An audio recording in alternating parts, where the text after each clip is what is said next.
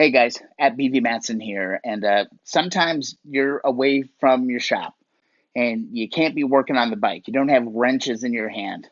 That's okay. You can still kind of indulge yourself and learn. So I want to share a few things with you today that are just going to help you. They're going to be great references for you as you move forward with your bike project. So let's start with this one actually. This is a pretty useful book. Um, I picked this one up. This is an old book, actually. Here, let me set this stuff down. It's a really old book. It's the Honda 350 360 Twins Repair and Tune-Up Guide. Okay, this is an old book. I picked it up on, I think I picked it up on eBay, actually, is where I got it from. But I tell you what, this is a wonderful resource. This is actually printed in 1975. All right, so it pretty much covers all of the Honda 350 600s, 350 360 Twins. It's very detailed, okay? It's not color though, so I didn't find it very useful for wiring, but let me see if I can show you this. You know, how detailed the instructions are, and they're very straightforward. All right, so I highly recommend this book as a starter.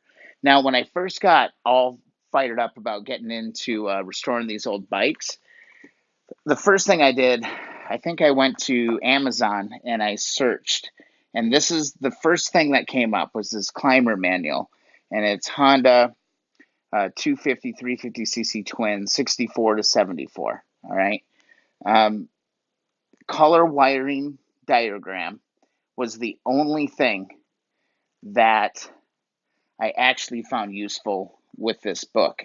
Now, I'll show you some of it. It's a good introductory book. I felt like it was very kind of elementary. All right. So there's some good diagrams and you get a basic understanding of what's going on here. But when it came to some of the written descriptions of things, I found I actually found it to be kind of vague. This book is superior to this book, just in my opinion, for my comprehension level or whatever. This book was way more useful, but I'll tell you this. All right, it's all good reading because you're going to learn. But the thing that I found the most useful, and I didn't find this until I was halfway through rebuilding my CB350, which I haven't showed you yet. I will show it to you.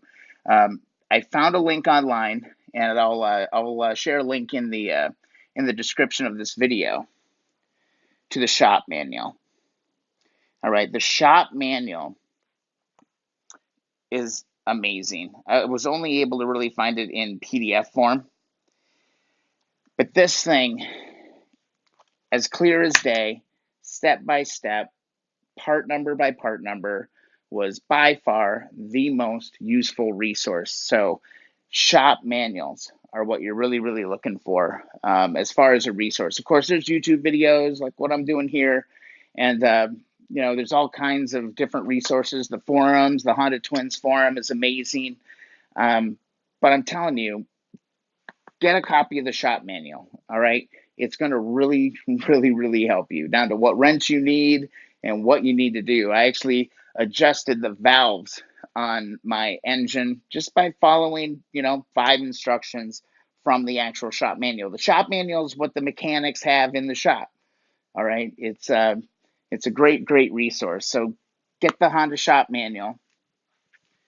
If you want to really get into it, this was useful at times, but again, it wasn't color. The only thing that I found useful out of the climber manual was the color wiring diagram, which I probably could have found through a Google image search. But if any of you have done the Google image search, there are so many variations of it. So, you know, we'll get into all of this. I really wish I was at home wrenching right now, but I'm not. But when I'm not at home, I'm trying to learn more about these bikes. So I want to share a few resources with you for the time being. I hope you found this helpful. If you found it helpful, please subscribe to the channel. It kind of shows that what I'm doing is making a difference. Give a follow on Instagram and Twitter, BV Matson. So thanks for watching the video. And I tell you what, next time I'm home, I'm going to try bust out as many videos as I can as we start drilling down on this motor. I did a little bit more research, and I think what we're going to try and do next time is get that motor to actually move before we take it out of the frame. There's a few things that we can do to try to free that engine up. So stick around. Thanks for watching, and keep on wrenching.